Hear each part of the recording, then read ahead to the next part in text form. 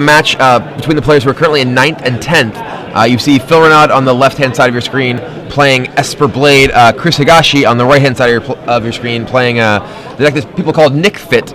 It's a veteran explorer sort of rock style deck. Yep, Green Sun Zenith to take advantage of a bunch of silver bullets. Yeah. And we saw Chris last round take down a Rug Delver deck where if he could survive those first few turns, keep his life total high enough, he was able to use those very powerful cards to take over the games. One of the really potent things about this sort of rock style deck in Legacy against many of the decks that are sort of fighting on the more fair axis is that you have just individually just like really, really powerful threats. Things like Grave Titan. Yep. The decks in the format just aren't equipped to deal with. Yep. The decks in Legacy, they're built to deal with things like Tarmogoyf, built to deal with things like Delver of Secrets. When your deck just goes so big, it has not only does it have Grave Titan, it has Master of the Wild Hunt, it has Sun Titan, it has Thruns, it has just all this action that makes it really difficult for decks that are more prepared to deal with the traditional threats that you see in Legacy. Makes it very difficult for them to keep up. So the really sort of key card in the deck is Veteran Explorer, which is a creature that when it dies, each player gets to search their deck for 2 basic lands and put them to play. Not put them into play tapped, put them into play, which allows for the deck to have extremely explosive openings thanks to Cabal Therapy. So you Cabal Therapy your opponent, you play a Veteran Explorer, you sack it to the Cabal Therapy, and you basically just rampant growth, but those lands came into play untapped, and you did it twice. Now, unlike Chris's opponent last round, Ben, Phil has basic land. Phil actually has some basic land that he can go and get. So whereas Chris just got to go get 2 land and there was no drawback whatsoever, in this matchup he is going to ramp Phil as well if he uses so it does matter, but he opens with the Cabal Therapy, Chris on the play, Swamp Therapy. But even with a bunch of land in play, a lot of his cards are just so much more powerful than the things that the other decks can really do. Right. So I don't know what he named. Intuition, Swords of Plowshares, Brainstorm, Batterskull, Lingering Souls, and then an Underground Sea and a Tundra for Phil. So Phil's in good shape. He named Putrid Imp. So Chris was not aware of the archetype he was facing. Okay. So I like in Legacy, I actually really like, especially the ability to flash back Cabal Therapy, I really like blind naming Brainstorm. Because if you don't name Brainstorm and you do have the ability to flash it back, your opponent, if they do have Brainstorm, is able to protect the information that you already know from your follow-up Cabal Therapy. And here, if Phil goes to read it, if Chris were to have Therapy Brainstorm initially, now there's a very good chance that he'd be able to hit whatever he wants to hit. Yeah. So yeah, Chris doesn't have to name his what he's choosing with Cabal Therapy until resolution. Yep. Once he does actually name it, that means Cabal Therapy has resolved, assuming his opponent's passing the appropriate priority. If he says, now, what are you naming? That means it resolves. Now both players get to go search before Cabal Therapy resolves. The trigger goes in the stack and resolves immediately. So Cabal Therapy.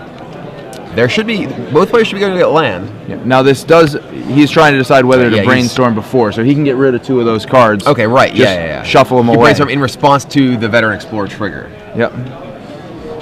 It gives him basically a free fetch land. And it really invalidates a lot of the information that Chris garnered from the Cabal Therapy. From the Cabal Therapy. That initial Cabal Therapy, like if for instance he chose Brainstorm, this follow-up would be very powerful. Yeah. Whereas now he doesn't have any information, and Chris is getting, because he sacked the Veteran Explorer, Chris is getting the free fetch land effect to get rid of his weakest cards. Mm-hmm. But Chris will be. Now this is interesting because we should have some lands on the board by this point. Now this may be Phil not understanding the order in which. Yeah, I think both players are like, oh, okay, right, we got to go get our lands. Yeah, and so he.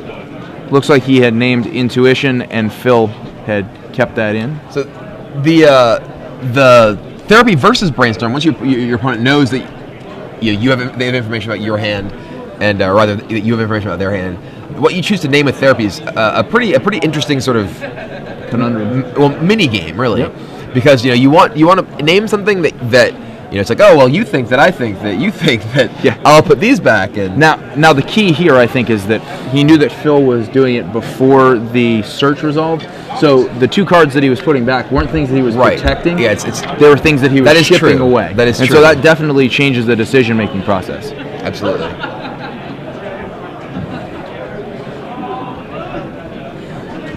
So both players already access to quite a bit of mana, and Chris could be in a bit of trouble here if Phil just untaps and plays a Jace, for instance. But Chris, remember, it's still his turn. We've got it looks like he 3 mana, but he passes back over. Now, unlike most decks in Legacy, neither of these decks have Wasteland, so these lands are going to stay in play once they're there. And there's the Jace. So, and that was a cold Jace. That was he just ripped it, didn't he? Actually, I think he may have gotten it off the brainstorm. Oh, was it in his hand when the brainstorm when the therapy resolved? I think so. All right. So he's going to Fate Seal and leave it there. So kind of curious about his reasoning for Fate Sealing there as opposed to brainstorm. Is this? There's a Wickerbow Elder. Okay. That's another card that you gotta read. You got a reader. So that comes in with a -1/-1 counter on it and can naturalize for 1 green, which removes the -1/-1 counter. Yep. So which now Chris had up, but decides to drop a Veteran Explorer instead. What he needs to do here is pressure the Jace. Unfortunately for Chris, we know that Phil has that Lingering Souls. And Lingering Souls is going to be pretty powerful at protecting Jace here. And Swords to Plowshares. Swords takes out that Wickerbow Elder. Wickerbow Elder threatens to kill any sort of equipment that Phil may pick up with Stoneforge Mystic. Yeah, not to mention just swing at Jace. Right, absolutely. And it looks like we got a Brainstorm. I've heard that card's good, especially when it doesn't cost a card. Yeah. Sculpted minds like it ain't no thing. Stoneforge Mystic, and it's like we're back in Standard. Yeah, and now he's able to use the Stoneforge Jace to shuffle away a couple more cards he isn't interested in. So he's just able to sculpt his hand pretty well with this game with the targets that Phil has is a little bit unorthodox. He just has the Jit and the Batter Skull in his main deck. He doesn't have any sword to go and get until he has a Sword of Feast and Famine out of the board. And so that's good to pick up Batter Skull. A bit less in terms of options than a lot of these. And in particular, lower impact cards against the deck that Chris is specifically playing. Sword of Feast and Famine is much more powerful against Chris's green-black deck. Yes. That's designed to ramp up and play powerful spells than a card like Batter Skull. All right, so Veteran Explorer comes in and Phil blocks. Oh, and we're seeing after damage he's dismembering, but before the trigger or something? Yep. Okay. I guess he didn't want to get counterspelled?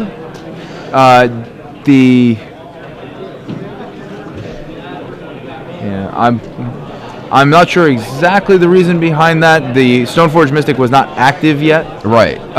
Well, he wouldn't dismembering it. He wouldn't really want to use it dismember to just see the Batter Skull dropped or whatever. But I'm sort of curious what Chris's plan is here. Really, he's one card. Yep. He's just used a bunch of resources. Just used a bunch of resources, and at the end of it all, his opponent has Jason play and he has nothing. I don't know that he had a better way to go. I'm not sure what that card is, but it's it would have to be really good to. Right. Yeah. This is sort of the legacy version of we said this before about the Metalworker deck. It's similar in that it's sort of a ramp deck, in that you need a certain concentration of your ramp effects. In this case, the Veteran Explorers, and the actual threats to play with them. And right now, it doesn't look like Chris has much in the way of threats. Yeah. And so Phil uses the Polluted Delta that he'd kept around for a little while to shuffle away 2 cards he just put back from a Jace Brainstorm. And as we've noted, 1 card in hand for Chris Higashi, 7 lands on the board though, so anything that he does draw, he's in pretty good shape to cast. If you say Karn, he could cast it. And 7 lands on the board for Phil as well. Maybe you should think about having Karn in this deck. That'd be sweet. I'm not kidding. What can beat a Karn? Who can beat a Karn in this day and age?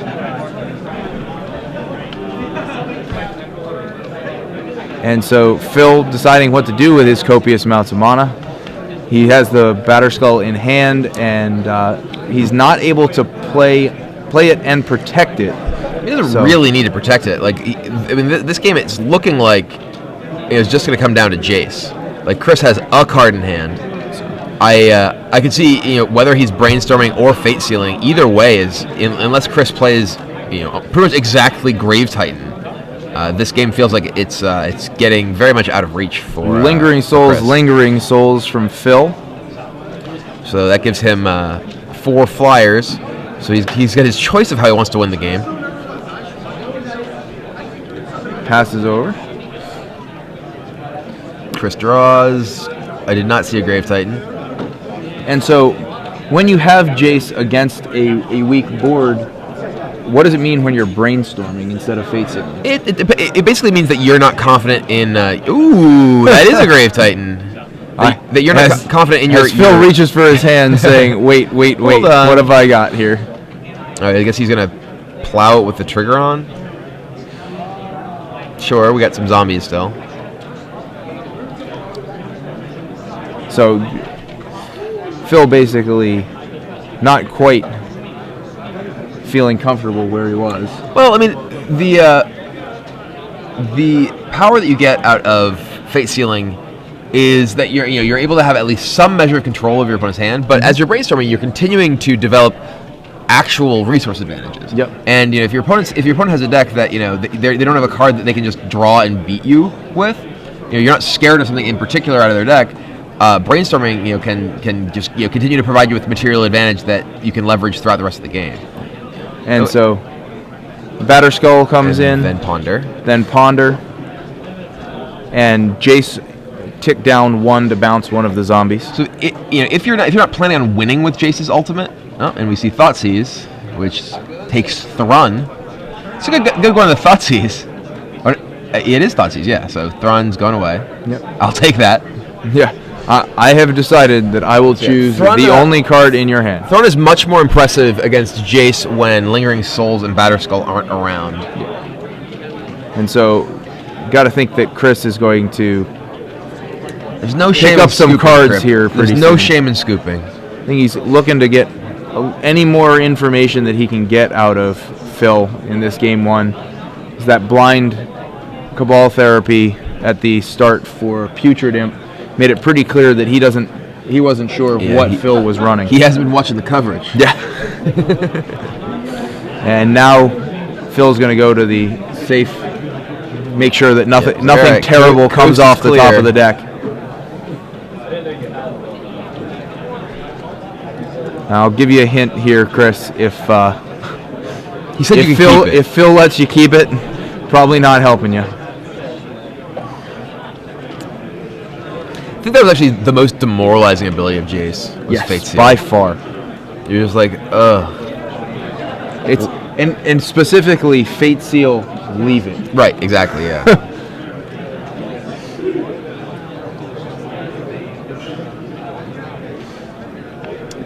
I believe that is a Volrath Stronghold, I believe. Does that matter? Trying to decide if he cares if he puts Thrun back on top. I don't think that matters yet. Nah, keep it. Whatever.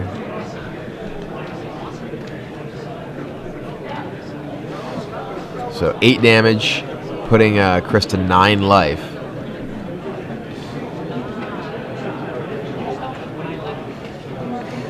Phil up to 25.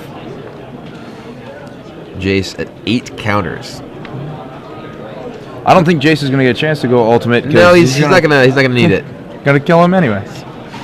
And then Stoneforge goes to get GT. I think it would have Stoneforge first, played the GT and equipped it. I don't know what Phil has in his hand, especially if you Jace, you know that your opponent doesn't have a card that matters, and you connect with the GT. It doesn't really matter here.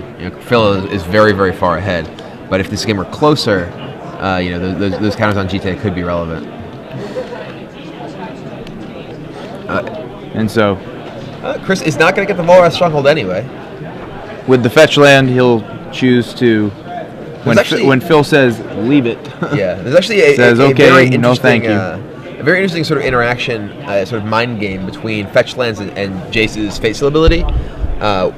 When your opponent has a fetch land in play, you often actually want to put leave a card on top of their deck to induce them to use their fetch land. Yep. And often, if depending on what sort of level each player is on in this game, you may want to actually leave a card that you don't want them to have. You're not going to leave a game-winning card there for them. No. But you can leave a card that is good. Right, that's a pretty good card that you might put on the bottom normally, but because of a fetch land, you actually want them to use it. So when you do actually leave a card there that they are stuck with it basically. Yeah. Now the way that Phil actually looked at the card. Yeah, he was like, "Oh, what didn't he want me to have?" Looked at the card and then put it back. If you're trying to play that line, I think you probably just want to look at it, put it back. Yeah, Chris saw the writing on the wall.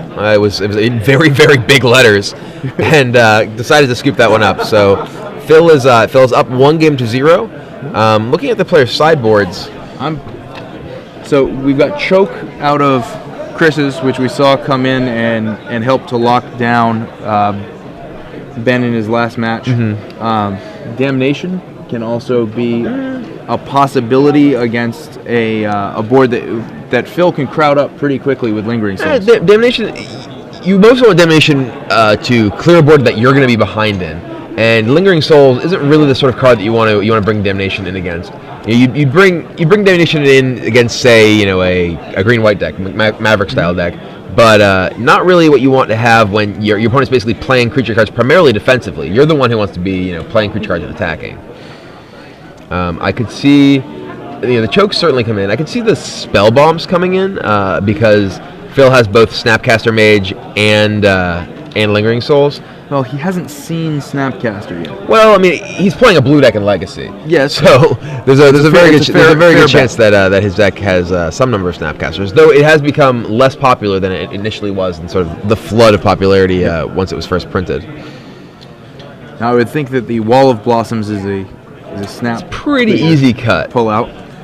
I'm not really sure what the deal is with the Master of the Wild Hunt. He seems pretty sweet. Yeah, he can shoot down flyers, and that's one of the things that we saw Chris have trouble with.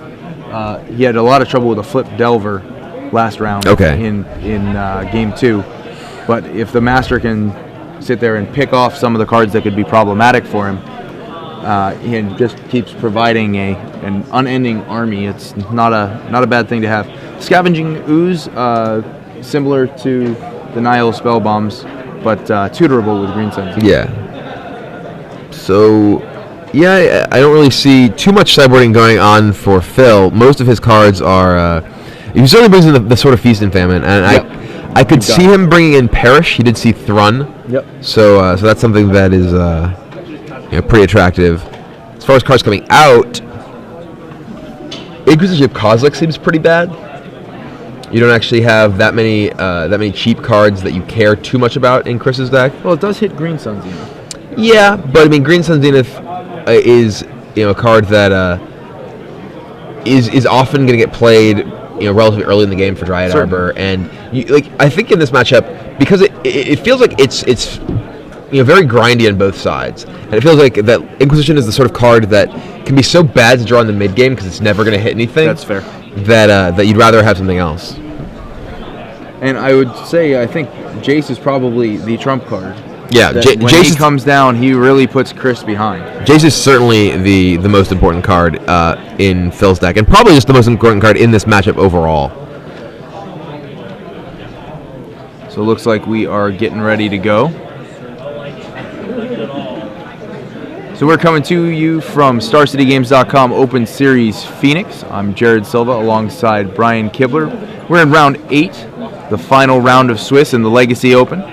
We'll be bringing you top 8 coverage shortly after we end up this round. Yeah, these two players are pretty much fighting a bubble match. Yep. The winner is going to be on the bubble. Yeah. So the winner of this match is certainly not guaranteed a shot in the top 8, and is going to be sweating their tiebreakers.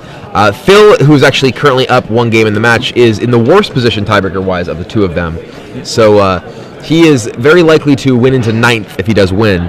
Now, that depends a lot on whether or not table 4 is playing. Yes, table 4, who are sort of in a similar sort of situation, except with 2 more points, which means that they could draw, but if they do draw, they run the risk of one of them being knocked out if the winner of this match ends up having tiebreakers that beat them. Currently, both players at table 4 are ahead in tiebreakers, and the only one who realistically can catch them, I think, is Chris. Yep. So, they basically are rooting for Phil to win here, and then they can just both draw in. But they don't necessarily know that. They are sort of off at their own table playing, or they may have drawn. We don't actually have that information yet. Yep. But as soon as we can find that out, we'll let you. We'll certainly keep you posted once we know. We do know that the top 3 tables did draw. Yes. So 6 of the slots are locked up. Chris Higashi starts off with a Bayou into a Veteran Explorer. And as we saw last game, Veteran Explorer, not the powerhouse in this matchup that it is against decks that don't have basic land. Against Rug Delver last round, Veteran Explorer was absolutely the MVP. Oh, yeah. But in this matchup, he's not as exciting. More like a 1-1 for 1. And whereas against Rug Delver, he's like 2 Explorers all in one.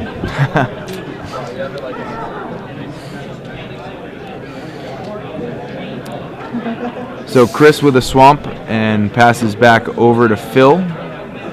Ooh, and Phil with a little bit of a mana hiccup, it looks like. Academy Ruins, not the best turn 2 land drop. Yep, and Phil is perhaps the... Is he plowing this? Perhaps the uncracked polluted delta was a sign. Snapcaster blocking. Interesting. He wants he wants white mana. It's actually one sort of kind of awkward thing about Veteran Explorer is that if your opponent's mana screwed, you can't keep them that way, really. So and so that may have been one of the times when Chris is not excited about. He's like, oh, my Explorer died. Oh, now I my guess opponent can cast Jason. Yeah.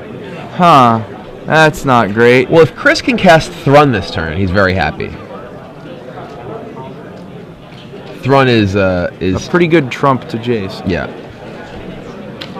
So let's see. That's a Master of the Wild Hunt, I see. There's his land for the turn.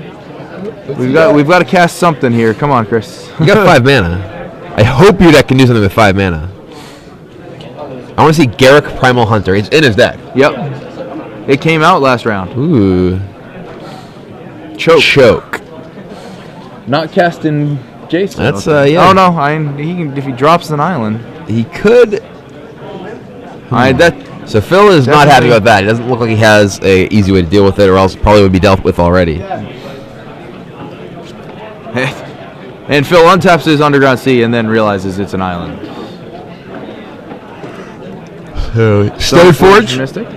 So Phil in the fortunate position that he still has 2 lands that actually work through Choke.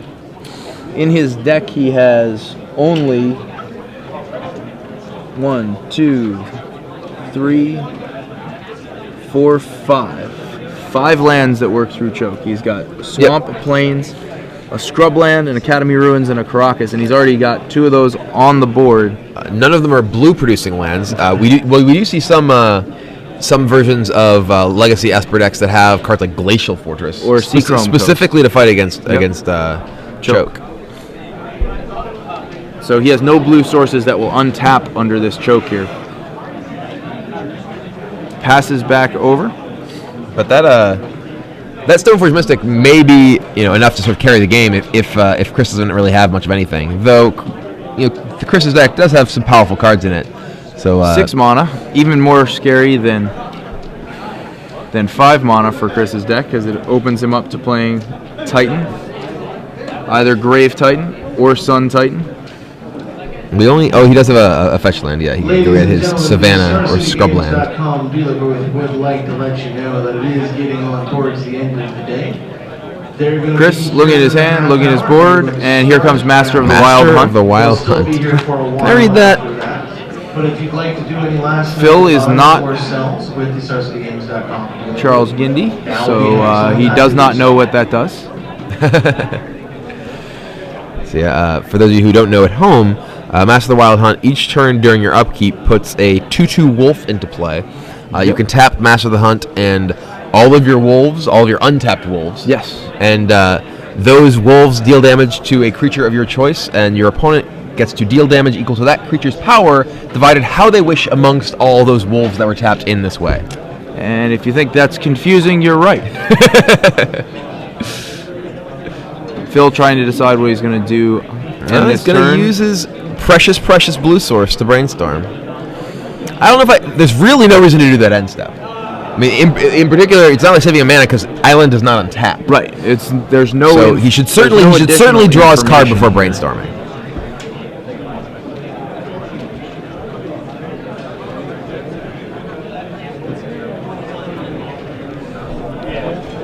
Phil making some decisions, and we should see that island move off over by the underground sea where it can languish. Yep, and there it goes. Phil trying to decide if there's anything else to do at the end of the turn. Instead, we'll untap, draw his card. So, and now if you wait for that draw, you also get one card deeper. Exactly. Into your deck. You're not saving mana. You're actually seeing fewer cards. So it is actually strictly worse to brainstorm end step. A delta, there, which will get him access to a blue mana when he needs. Passes back over. So Chris has deciding whether to end of turn fetch.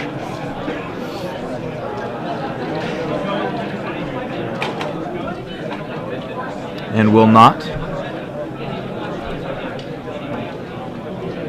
Chris gets his wolf.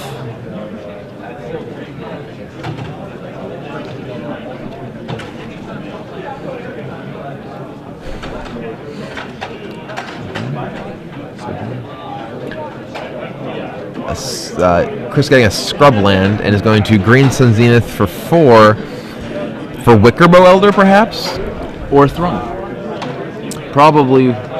Wickerbow Elder can help deal with the Batter Skull, which I think is a fairly significant deal.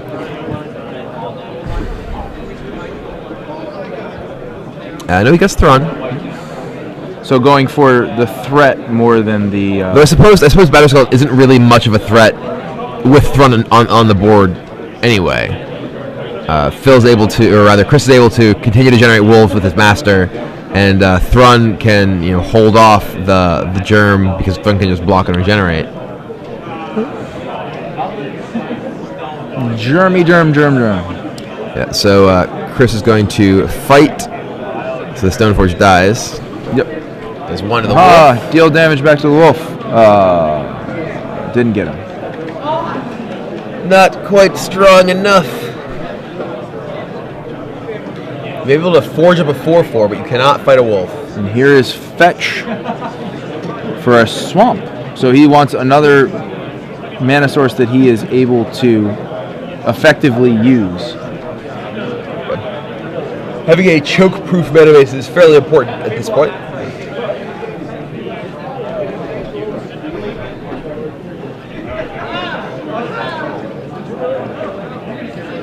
Hey, he's got a blue card in his hand that he can cast. He's got a Force of Will. Perish.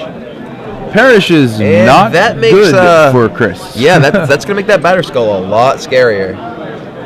I imagine now he really wishes that he'd gotten Wickerbow Elder to be able to deal with that Batter Skull. Yep. Now this is a very interesting turn because that went from a board that was heavily in Chris's favor. Oh yeah. To very rapidly a board that is in Phil's favor. The Enlightened Tutor is going to allow him to go looking. And what is he tutoring for? Let's see. I don't even see any exciting tutor targets. Recurring Nightmare. Huh. What's he going to recur?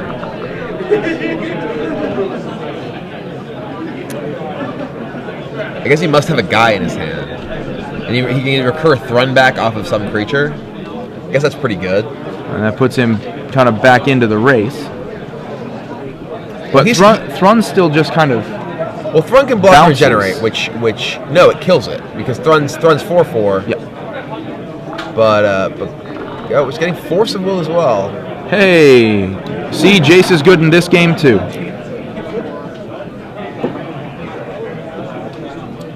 And Chris Phil's- sacrificed a Phil's pretty locked out by Verdant that Cataphone. choke, but that Batterskull may be all he needs. and 4 for Green Sun Zenith for 3. For 3. He I does assume have he's getting access to Eternal Witness. Yeah, which is going to Yep. return. Yeah, Recurring Nightmare. Recurring Nightmare.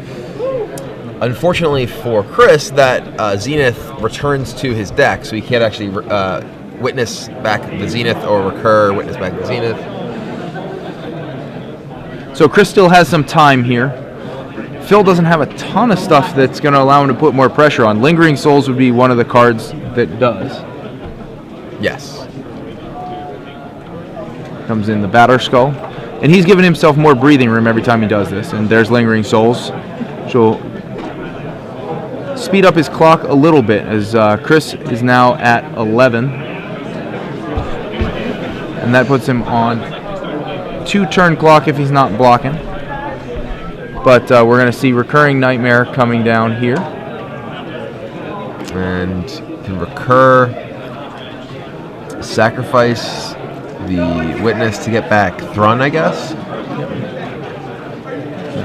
Sacrifice. Or no, Get Master. back Master of the Wild Hunt. Oh, for the Lingering Souls, yeah. He wants to have Master that can do something, I guess. The Maelstrom Pulse. All right. Okay. Yeah, the Maelstrom Pulse makes a lot more sense. Yeah, definitely makes that a much more understandable play. So Phil gonna get in for 2 with his spirits here, and then I imagine probably just make some more spirits. If he has a Swords of Plowshares, he's actually in very good shape because he can get. Ooh, that's pretty Sword good of Body too. and Mind is pretty solid. So we're getting Now- a wolf, but now we have Recur Master of the Hunt, so we actually are netting a creature every turn. Well, the other piece of it is, if he wants to hold back the activation of the Master of the Hunt, Phil can't equip. That's also true. Unless he can get he another can recur, land. I think he's gonna recur with this wolf, get Eternal Witness, returning Maelstrom Pulse to kill that sword. Is my guess. Or just he already had it in his hand. He has 2 of them or something. I'm confused. Oh, he does have 2 Eternal Witness. So there's another witness in his yard. I think. Yeah, there's definitely that second witness in his yard. So he can recur. Yeah. Witness for witness at this point, and just keep getting action back. Yep. And that puts Phil in real tough shape because he did have even without being able to recur that Maelstrom Pulse, the Master of the Wild Hunt was going to be able to shoot down whichever spirit tried to grab the blade. Right. And so Phil was going to need another land in order to have 2 equip activations. Yeah. So, But if he did, he was going to be in good shape. when Vindicate takes out Choke, but that's just going to get Witness back and played. He's going to recur Witness and get Choke and play the Choke. And so we are going to have... Yeah, I mean, we're just going to keep playing the same turn again. So hits Phil for 4, and then I can't imagine he does something other than recur the Choke. Yeah, so recurring Nightmare. Gonna sacrifice his Witness, get back Witness. Yep. Get back Witness, return Choke. Return. Yeah, and play Choke. Play Choke. And we... Alright, yeah, he's Cabal doing Cabal Therapy. Naming... I guess... I don't know. Blue card. Because that's what you got in hand. Didn't need to name a blue card because he's not going to be able to cast any of them anyway. Right.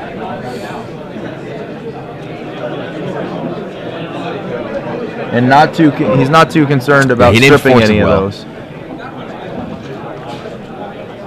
Which was a blue card, but Yep. not one Phil had in his hand. Looks like we're going to get a game 3. Yeah, it's Plow goes take that out, but not before the Wolves get hungry. And this is sort of reached the inevitable march of card advantage. Well, now he does have the 2 spirits he back. has 2 spirits. And that Master is gone now, but Yep. we still have recur for Maelstrom Pulse. Yeah. So I mean, we just recur Eternal Witness Maelstrom Pulse, and those things die again. Yep, it's still back against the wall and pretty much way too far behind. But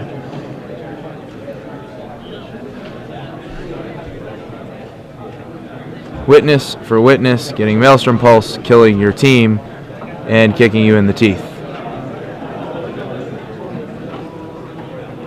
And we're going to play this one all the way through, it seems. Yeah. So we've got about 12 minutes remaining in the round, which means we may get down to a point where we're looking at Game 3 going to turns. And draw doesn't do anybody any good. Both these decks are pretty slow. As we saw in Game 1, we sort of had the inevitable march of Jace advantage. This game we have the inevitable march of Wolf advantage. Yeah, and a draw here actually puts them both in jeopardy of falling outside of the top 16. Ooh. Yeah, that's a rough situation because the two players are on 16 points. 15 points goes down to 26 points. Yep. 25th place. And a win may put one of them in striking distance into the top 8, but a loss could put, or rather a draw even, could potentially take them put both out of the top 16. So a rough spot to be in.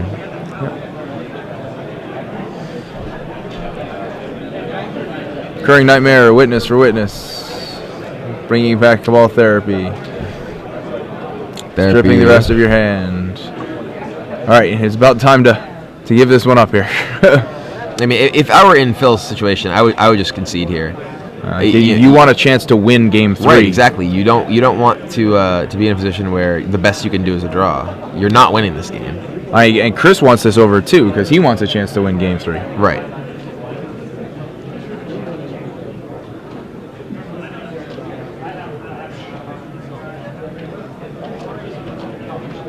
He's got no hand. He's got there's just no ability. All right, this really? Okay. Okay, here we go. All right, so let's get to Game 3. Now, I believe we do have a time extension on this table. Yep. So they may have a little bit more time, but we're at 10 minutes on the clock right now. And so we're going to be looking at a pretty short time frame for this third game when Game 1 and 2 were pretty deep. Right. Both players, it's not clear that they're aware of the time. I know Chris was playing sort of the end of that game pretty quickly, though, but Phil was still sort of playing a bit methodically. And neither player certainly wants to get a draw. I don't know if they sort of recognize what the situation is. Usually when you're in the mindset of playing for top 8, you're not thinking about, oh, well, if we draw, we both wind up out of it.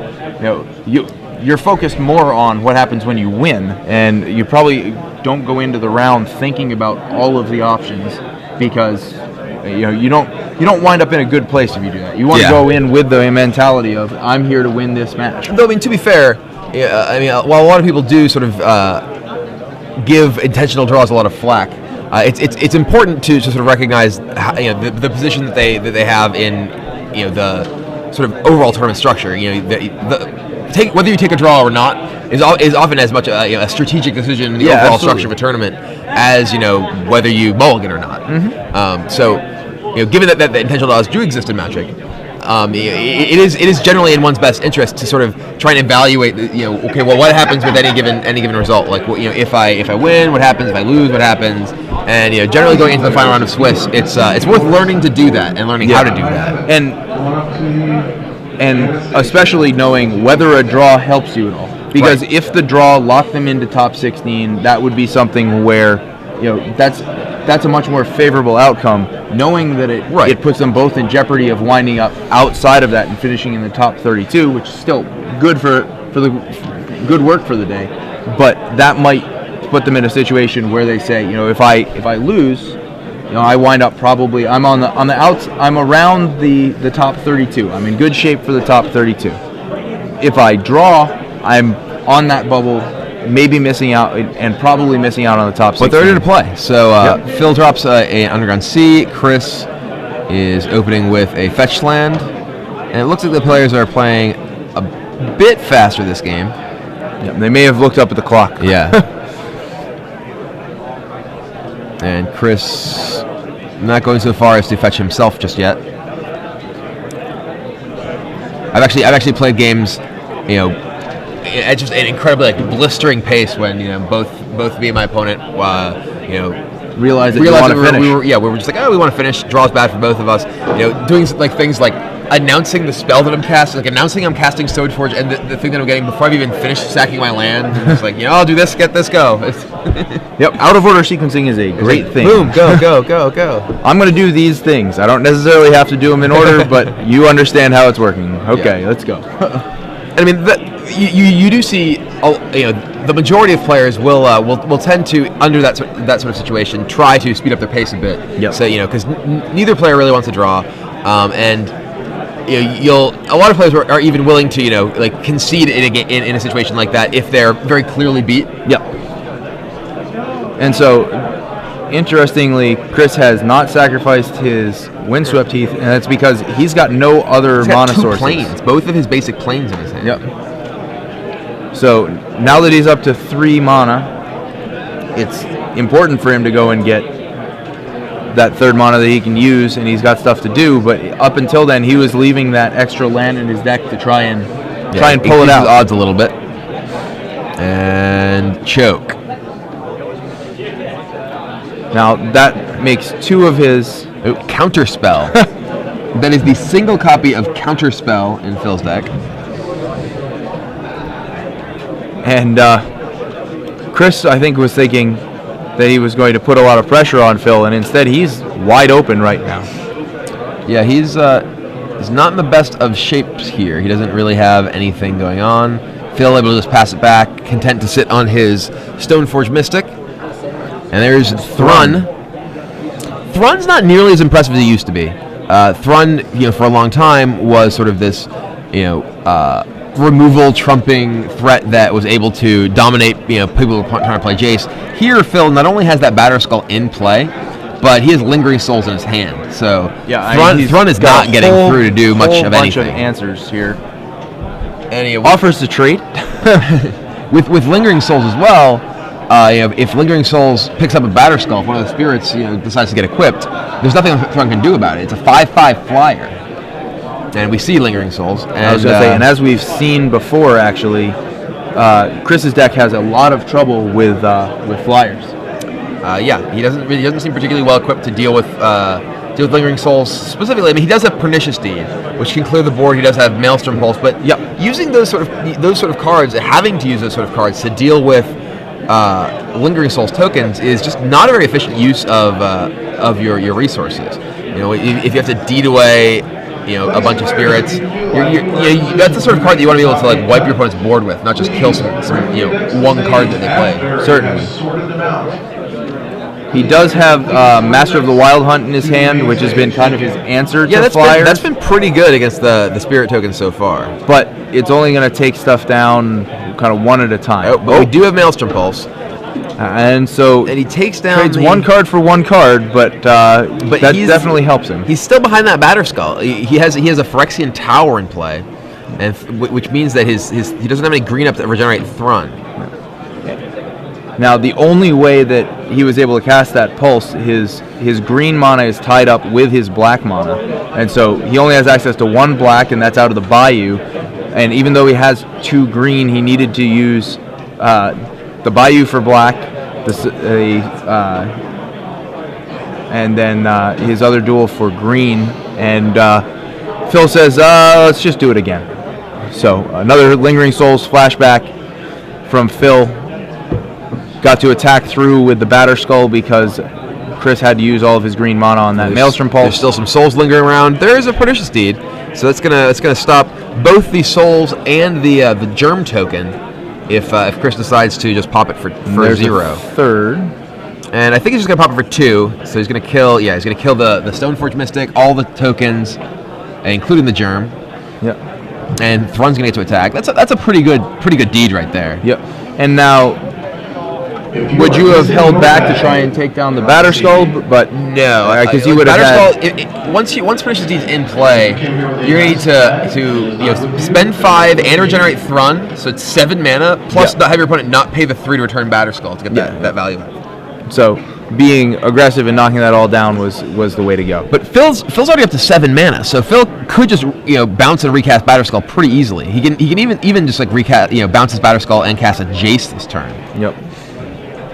So Thrun not really dominating this just yet.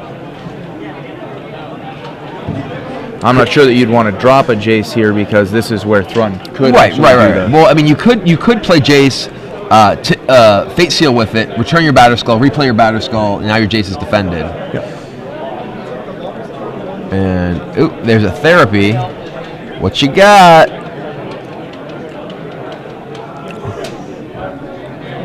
And 2 Swords to Plowshares. Interesting.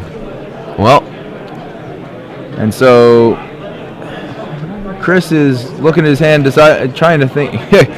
Therapies him with his. Ooh, interesting. Named Parrish with his Master. Yeah, that's an interesting name because I would think that it would have been played. Parrish doesn't make sense to name there. Parrish would have been played to kill Thrun. So the cards that make sense to name there, I think, are something like Force of Will and something like Swords to Plowshares. Chris has yet to play a creature that he could actually be targeted with Swords to Plowshares, and I think that would have been a very reasonable name. Clearly, Phil ended up having 2 of them. Ooh, and draws a Stoneforge, which lets him get his Sword of Feast and Famine here, which is pretty big. So I think he actually will want to play the sword and equip his Stoneforge. Absolutely, because otherwise... Oh, he's just casting Batter Skull. Okay. That's interesting because Master of the Wild Hunt can now take down the Stoneforge Mystic. There is the Batter Skull German play, and Phil can play his sword and equip it to the Batter Skull. That may actually be better. When Sun Titan brings back Deed. Oh dear. And he's able to activate, kill the Mystic, which he should do right now. Shouldn't pass back over here. Yeah, that's... And honestly, I think you pop the... Well, no, I don't think you Deed. I don't think you Deed here. You want to get Sword with Deed. I mean, you can afford to just Deed for 0. Because you got the Sun Titan who's going to bring the Deed right back. Yeah. And so here's 5. He's going to move... Is he moving Batter Skull? No, for sword and equip. Okay. So now you do Deed for 0 when that attacks. Yep. Kind of forces his hand. So you should be able to drop Deed for 0. Or kill that. Yep. Now Deed for 0. Yep. Ooh, I've never seen Sun Titan Pernicious Deed in action before, but I like it.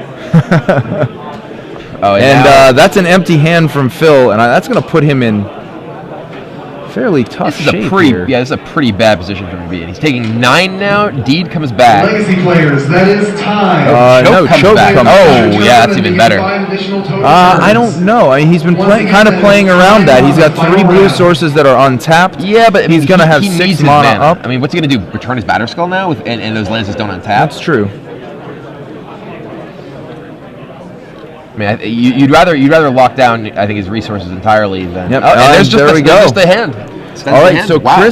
Chris wins, which puts him in position to be battling for that 8th spot in the top 8. Chris was a couple percentage points